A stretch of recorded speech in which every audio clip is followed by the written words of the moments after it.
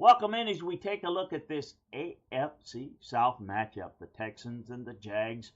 All four AFC South teams face off in this week 3, and the Texans hope to avoid falling further behind as they face the Jags on Sunday. C.J. Stroud has to be wondering when he's going to get some help. Heartbreaking loss to Tampa on Monday night.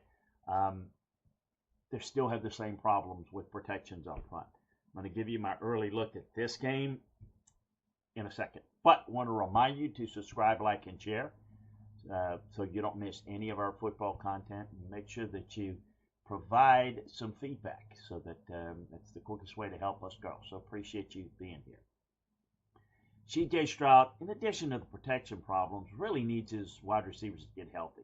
The absence of Kirk and Barrios and Dell has left Nico Collins in a spot where he can draw rolled coverage, extra attention, and it's hurting the Texans' ability to push the ball down the field.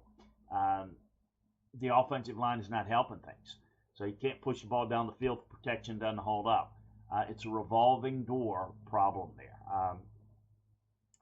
Stroud was pressured often by Tampa and spent a lot of time running for his life. The absence of Joe Mixon is also a problem. Nick Chubb had one big run late in the game against the Bucs, but it was, much of an exercise in futility. It's not the problem for Jacksonville. Leon Colm loves what he's seeing from Travis Etienne, who has rushed for 214 yards and 30 carries so far. Add in the solid performance by Tootin against the Bengals, and Trevor Lawrence had some help. Tampa rushed for 5.6 yards per attempt, and I think Jacksonville with Cohen are going to use the ground game and the quick hitters to Travis Hunter to help protect his quarterback behind a shaky offensive line.